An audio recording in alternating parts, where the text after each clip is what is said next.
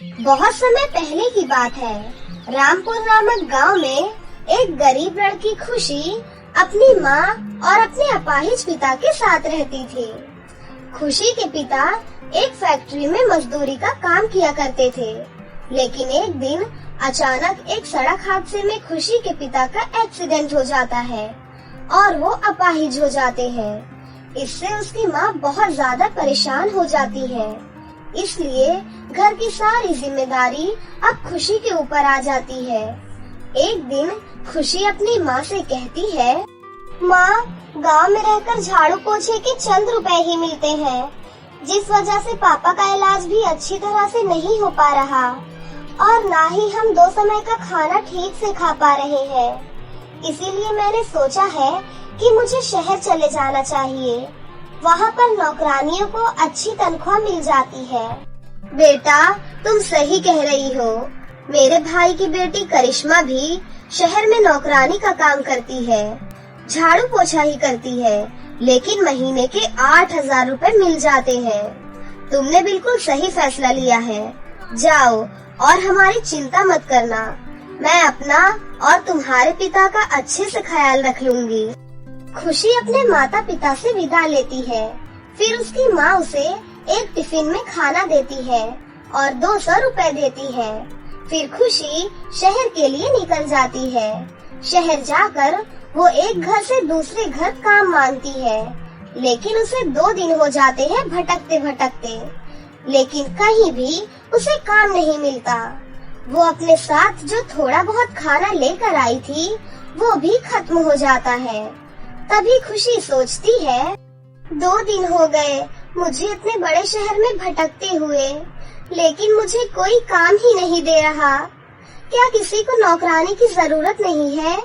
मेरे पास जो थोड़ा बहुत खाना था वो भी खत्म हो चुका है। अब मैं अपना गुजारा कैसे करूँगी? अगर गांव खाली हाथ गई तो माँ पापा को कितना बुरा लगेगा। हे ऊपर वाले, तू मुझ गरीब के ऊपर भी थोड़ा रहम कर दे, मेरी भी सुन ले, मुझे कहीं काम दिला दे। बेचारी खुशी उदास होकर बैठी हुई थी। तभी वहाँ पर फटे पुराने कपड़ों में एक बूढ़ी औरत आती है और वो खुशी से कहती है, अरे बेटा, बहुत समय से मैंने कुछ नहीं खाया, मैं बहुत भूखी हूँ, क्या तुम मुझे कुछ दे सकती हो? मेरे पास तो सिर्फ 200 रुपए ही है, 100 रुपए गाँव जाने में लग जाएंगे, मगर ये अम्मा जी भी तो भूखी है, क्या करूँ? चलो ऐसा करती हूँ, इन्हें 100 रुपए दे देती हूँ। ऐसा सोचकर खुशी उस बूढ़ी औरत को अपने 200 रुपए में से 100 रुपए दे देती है और जंगल के रास्ते से गांव जाने का फैसला करती है। तभी कुछ दूर चलने के बाद उसे 2 बच्चे मिलते हैं। तभी वो दोनों बच्चे खुशी से कहते हैं, दीदी दीदी, क्या आप हमें कुछ पैसे दे सकती हैं? हम कितने समय से यहाँ खड़े होकर लोगों से भीख मांग रहे हैं, लेकिन कोई हमें कुछ दे ही नहीं रहा। हमारी माँ घर पर बीमार है, उन्हें दवाई दिलानी है, क्या आप हमें कुछ पैसे दे सकती हैं? हाँ हाँ, क्यों नहीं, मेरे पास सिर्फ 100 रुपए ही है, ये लो, इन्हें ले लो। दीदी दीदी, क्या आप हमारे साथ हमारे घर चल सकती हैं? हम हमारी माँ को डॉक्टर के पास नहीं लेकर जा सकते, आप हमारी ये मदद और कर दीजिए। खुशी से बच्चों की ये लाचारी देखी नहीं गई और वो उनके साथ उनके घर जाने के लिए तैयार हो जाती है। खुशी उन बच्चों के साथ उनके घर चली जाती है। तभी वो दोनों बच्चियाँ सुंदर परी बन जाती है और उनकी माँ जो बीमार थी, असल में वो भी एक परी थी। तभी वो खुशी से कहती है, बेटा, हम कब से ऐसे इंसान की तलाश में थे जो दूसरों की मदद करते हो और उनके अंदर लालच बिल्कुल भी ना हो। तुम्हारे पास सिर्फ 200 रुपए ही थे। पहले तुमने एक बूढ़ी औरत की मदद की, उसके बाद तुम्हारे पास 100 रुपए बचे और वो भी तुमने दे दिए। अब तुम ही हो जो हमारी मदद कर सकती हो। मैं कुछ समझी नहीं, मैं आपकी क्या मदद कर सकती हूँ? बेटा, हम परी लोग की परियां हैं और पृथ्वी पर लोगों की मदद करने आते हैं। लेकिन एक जादूगर ने हमें कैद कर लिया और अब हम यहाँ से कहीं नहीं जा सकते।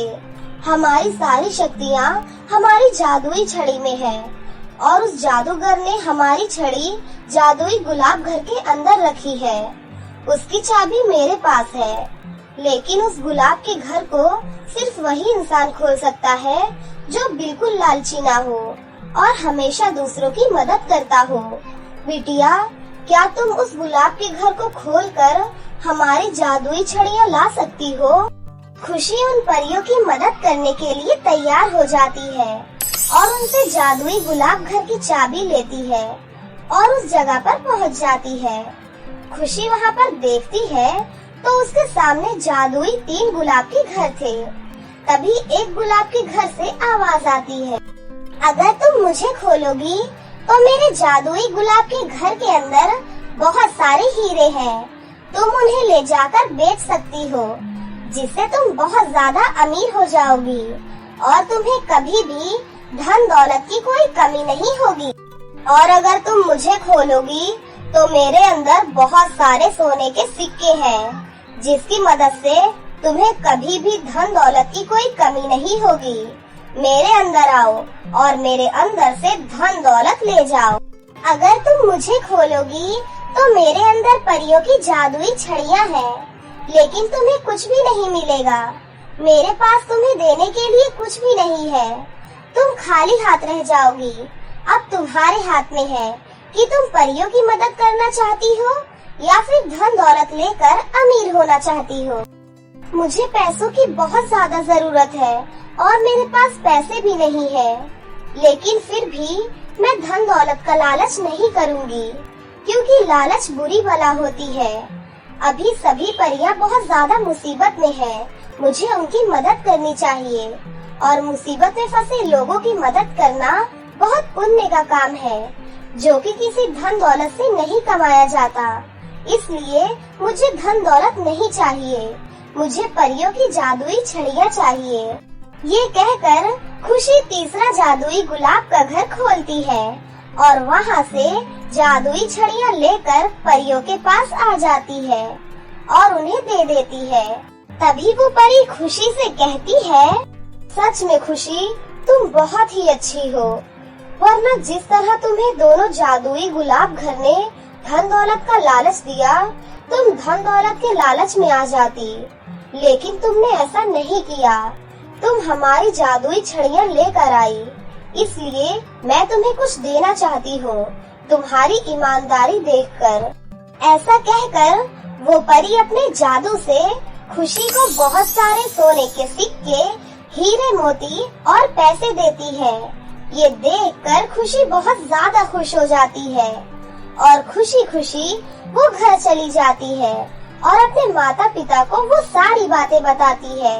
ये सुनकर खुशी के माता पिता भी बहुत ज्यादा खुश हो जाते हैं। तभी खुशी अपने पिता से कहती है, पापा, शहर में बहुत बड़े बड़े हॉस्पिटल हैं, जहां आपकी टांगों का इलाज बहुत अच्छे से हो जाएगा और आप पहले की तरह चल पाएंगे। अब तो हमारे पास बहुत सारी धन दौलत है और अब हम शहर में ही रहेंगे, ठीक है? ऐसा कहकर खुशी अपने माता पिता को शहर ले जाती है और वहां ले जाकर अपने पिता का बहुत बड़े हॉस्पिटल में इलाज करवाती है। खुशी के पिता कुछ ही दिनों में बिल्कुल ठीक हो जाते हैं। खुशी के पास बहुत सारी धन दौलत थी, जिसकी मदद से वो बहुत बड़ा घर ले लेती है और गरीब, परेशान और अनाथ बच्चों की भी मदद करती है। उसके पड़ोस में ही पुष्पा नाम की एक औरत रहती थी। वो खुशी को देखकर बहुत ज्यादा जलने लगी थी। एक दिन खुशी गरीब लोगों में पैसे बांट रही थी।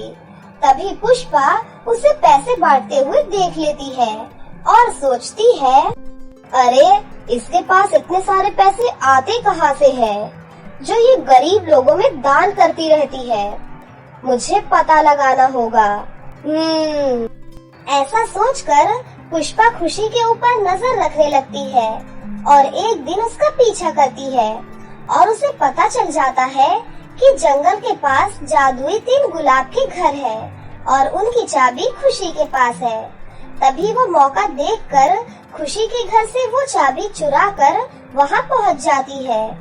जैसे ही वो पहला जादुई गुलाब का घर खोलती है तो उससे जादुई गुलाब घर से ऐसा जोरदार करंट लगता है कि वो बहुत मुश्किलों से अपनी जान बचा पाती है। उसके बाद वो दूसरा जादुई गुलाब का घर खोलती है तो उसके अंदर से बहुत ही खतरनाक आग निकलकर आती है और वो उस आग में जलकर राख हो जाती है। इस तरह पुष्पा को उसके लालच और बुरे स्वभाव की सजा मिल जाती है और खुशी के अच्छे स्वभाव की वजह से वो अपने माता पिता के साथ हंसी खुशी अपनी जिंदगी जीने लगती है। एक गांव में आलिया और ऐश्वर्या नाम की दो बहनें रहती थी। दोनों बहनें अनाथ थी। वो दोनों बहनें दूसरों के घरों में काम करती थी और उसी से अपना गुजारा करती थी। दोनों हमेशा दूसरों की मदद करती थी। दोनों बहनों में आपस में बहुत प्रेम था। आलिया, मैं चाहती हूँ कि तुम्हारा एडमिशन किसी स्कूल में करा दूँ। तुम सबसे पहले अपनी शिक्षा पूरी करो। घर का काम मैं संभाल लूंगी। नहीं दीदी, अगर पढ़ाई करनी है तो हम दोनों करेंगे। आपका भी पढ़ाई में बहुत मन है, इसीलिए मैं अकेले पढ़ाई नहीं करूंगी। जिद मत करो आलिया, मैं तुम्हारी बड़ी बहन हूँ, इसीलिए तुम्हें स्कूल भेजना चाहती हूँ। उसके बाद वो आलिया का गांव के ही एक सरकारी स्कूल में एडमिशन करवा देती है। अब आलिया स्कूल जाने लगती है और ऐश्वर्या घर चलाने के लिए दूसरों के घरों में काम करती है।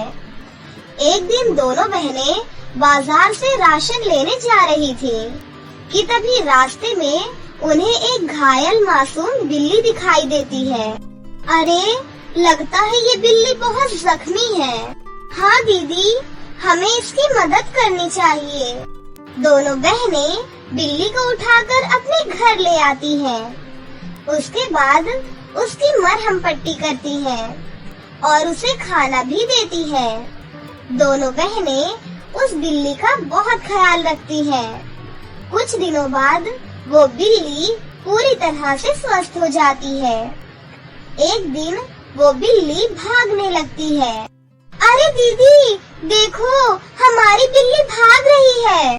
कोई बात नहीं बहन, उसे जाने दो। वो अपने परिवार के पास जाना चाहती है। थोड़ी देर में बिल्ली वापस लौट आती है। फिर ऐश्वर्या उसे खाना खिलाती है, लेकिन बिल्ली खाना नहीं खाती। अरे, क्या हुआ? कोई परेशानी है तुम्हें?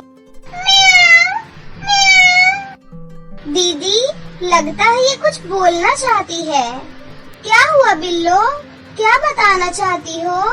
तभी बिल्ली वहाँ से जाने लगती है। दीदी, मुझे लगता है ये बिल्ली हमें कुछ दिखाना चाहती है। चलो दीदी, इसका पीछा करते हैं। दोनों बहनें बिल्ली का पीछा करने लगती हैं। चलते चलते वो बिल्ली दोनों को एक जंगल में ले जाती है। दीदी, मुझे बहुत डर लग रहा है। ये बिल्ली हमें यहाँ जंगल में क्यों लेकर आई है? कहीं ये बिल्ली कोई चुड़ैल तो नहीं है ना? तुम सही कह रही हो। पता नहीं ये इस जंगल में क्यों लेकर आई है हमें। मुझे तो अपने घर का रास्ता भी नहीं पता। अब हम कहाँ जाएंगे? चलो दीदी, यहाँ से लौट चलते हैं। दोनों बहनें वहाँ से भागने लगती हैं। तभी वो बिल्ली जादू से उन दोनों के सामने प्रकट हो जाती है। ये देखकर दोनों बहनें बुरी तरह से डर जाती हैं। बचाओ, बचाओ हमें! दीदी, ये बिल्ली तो चुड़ैल निकली। अब हम क्या करेंगे दीदी? मुझे बहुत डर लग रहा है दीदी। कौन हो तुम? क्या चाहती हो हमसे? हमें यहाँ क्यों लेकर आई हो? तभी वो बिल्ली एक जादूगर बन जाती है। उसे देखकर दोनों बहनें चिल्लाने लगती हैं। बस चिल्लाना बंद करो। हमने आपका क्या बिगाड़ा है? आप हमें क्यों मारना चाहते हो? हमने कभी भी किसी का बुरा नहीं किया। हम तो पहले से ही अनाथ हैं। हमारी विनती है, हमें कुछ मत करना। बेटा, मैं तुम्हें यहाँ मारने के लिए नहीं लेकर आया हूँ। मैं तुम्हें कुछ दिखाना चाहता हूँ। तुम दोनों पहले शांत हो जाओ। मैं तुम्हें कोई नुकसान नहीं पहुँचाऊंगा। बस तुम दोनों मेरे साथ चलो। नहीं नहीं, हम कहीं नहीं जाएंगे। तुम एक जादूगर हो, मुझे सब पता है। तुम हमारी बलि देना चाहते हो। हमें माफ करो, हमें घर जाना है। देखो बेटा, मैं मानता हूँ कि मैं एक जादूगर हूँ, लेकिन मेरी माँ मुझसे भी बड़ी जादूगरनी है। दरअसल उनकी तबीयत बहुत खराब है, वो मरने वाली है। लेकिन उन्होंने कहा था कि वो मरने से पहले तुम दोनों बहनों से मिलना चाहती हैं। मैं तुम्हारे आगे हाथ जोड़ता हूँ, मेरी माँ की अंतिम इच्छा पूरी करो। उसके बाद मैं तुम्हें खुशी खुशी तुम्हारे घर छोड़ कर आऊँगा। नहीं नहीं, हमें तुम्हारी बातों पर बिल्कुल विश्वास नहीं है। दीदी भी आपकी बातों पर विश्वास नहीं करेंगी। दीदी, ये आदमी हमें पागल बना रहा है।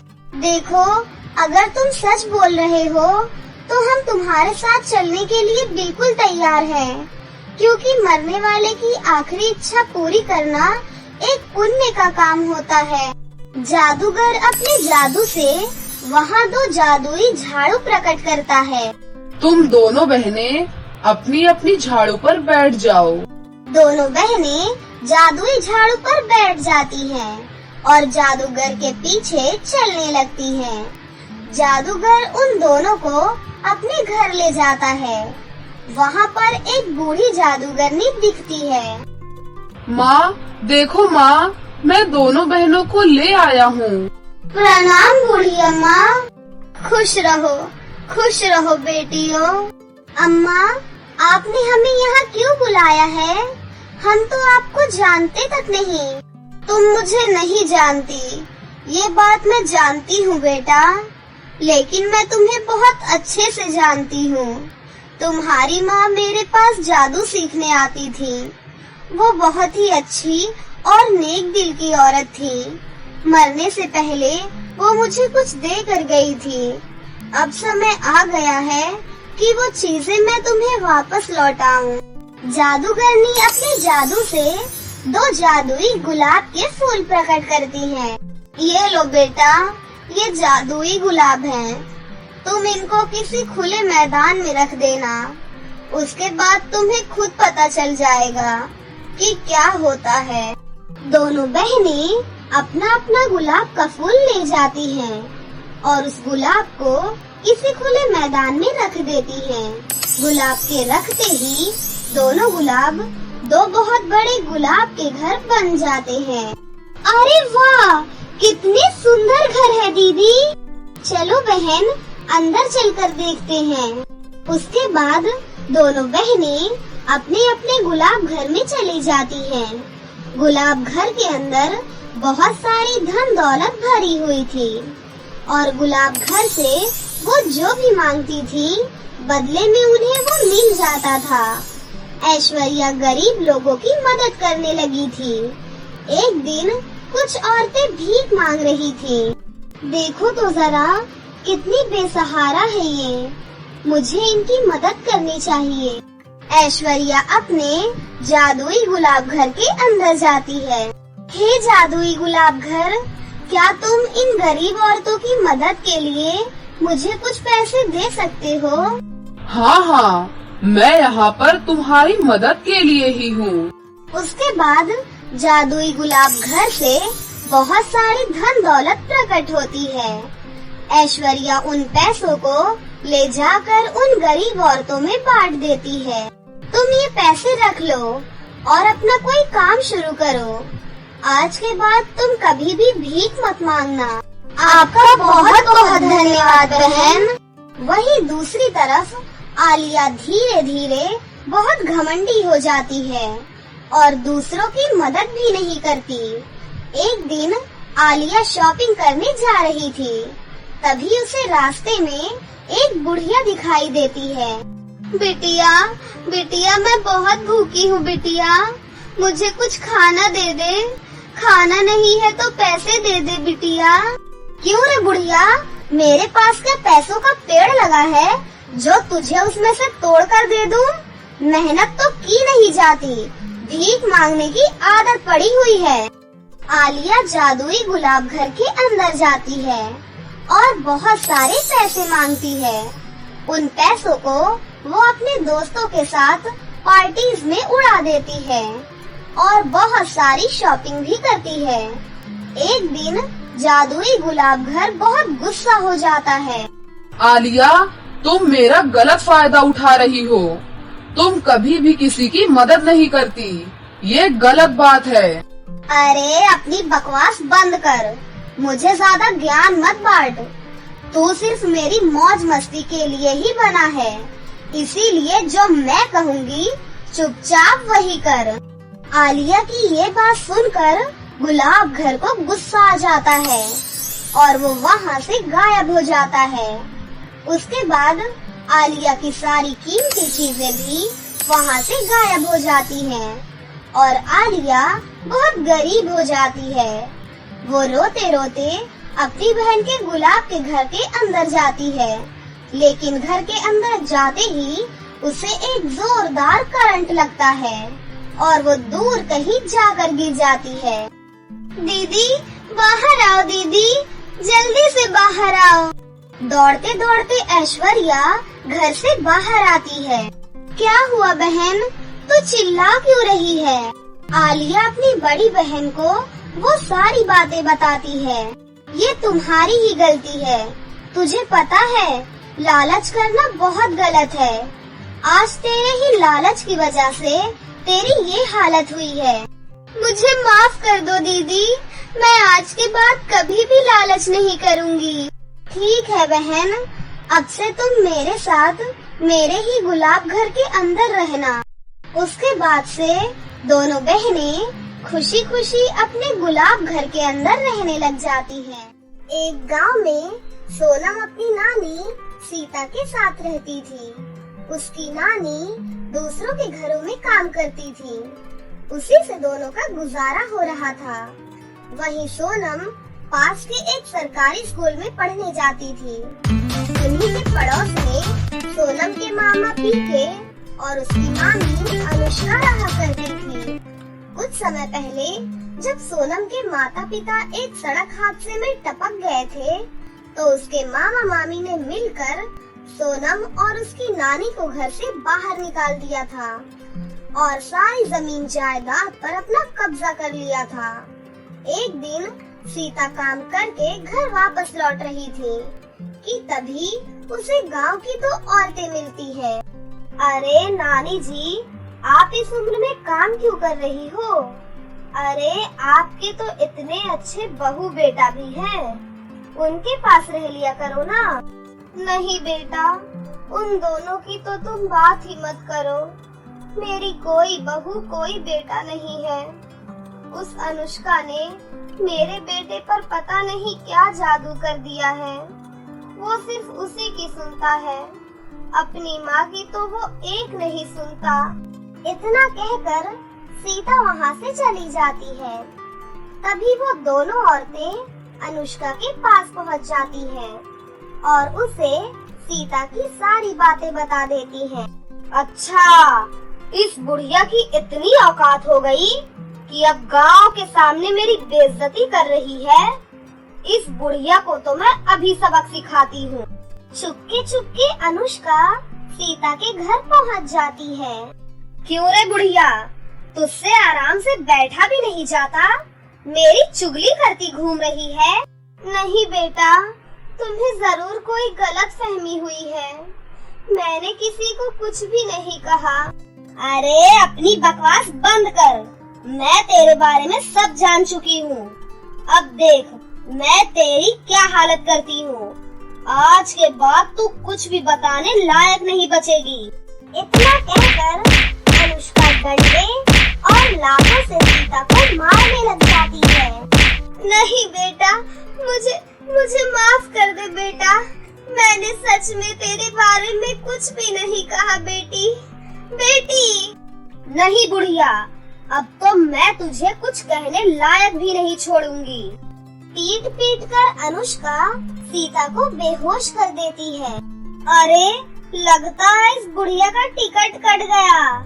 अब जल्दी से मुझे यहाँ से निकलना होगा, नहीं तो गांव वाले मुझे भी ऊपर पहुँचा देंगे। इतना कहकर अनुष्का वहाँ से भाग जाती है। थोड़ी देर बाद सोनम वहाँ पर आती है। नानी, क्या हुआ नानी? आंखें खोलिए नानी। सोनम गांव वालों की मदद से अपनी नानी को अस्पताल लेकर जाती है। थोड़ी देर बाद उसकी नानी को होश आ जाता है।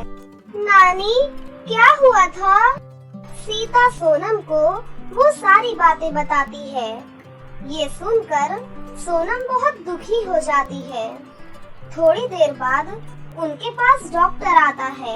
देखिए, आपके दोनों पैर अब खराब हो चुके हैं। माफ कीजिएगा, लेकिन अब आप चल फिर नहीं सकती। ये सुनकर दोनों जोर जोर से रोने लग जाती हैं। कुछ दिनों बाद सीता वापस अपने घर आ जाती है। बेटा, अब मैं काम कैसे करूँगी बेटा? कैसे हमारे घर का गुजारा होगा? नानी, आप बिल्कुल चिंता मत कीजिए। अब से काम आप नहीं बल्कि मैं करूँगी। वो भोली भाली सोनम काम की तलाश में घर से बाहर निकलती है, लेकिन कोई भी उसे अपने घर में काम नहीं देता। थक हार कर सोनम एक सड़क के किनारे जाकर बैठ जाती है। मुझे तो कोई भी काम नहीं दे रहा है।